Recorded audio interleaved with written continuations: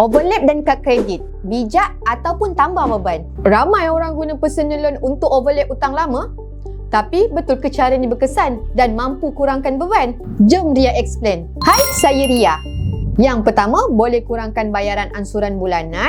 Bila overlap, korang boleh satukan semua loan lama korang menjadi loan baru. So, bayaran bulanan akan jadi lebih rendah dan tersusun. Contohnya, bayar 300 untuk kad kredit plus 400 untuk loan lama. Bila overlap, jadi satu loan je 500, jimat 200 untuk sebulan. Yang kedua, kadar interest lebih rendah.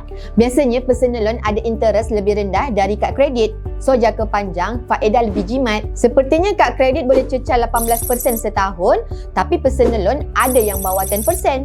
So, bila guna cover untuk loan hutang kad kredit, interest rate jadi lebih ringan.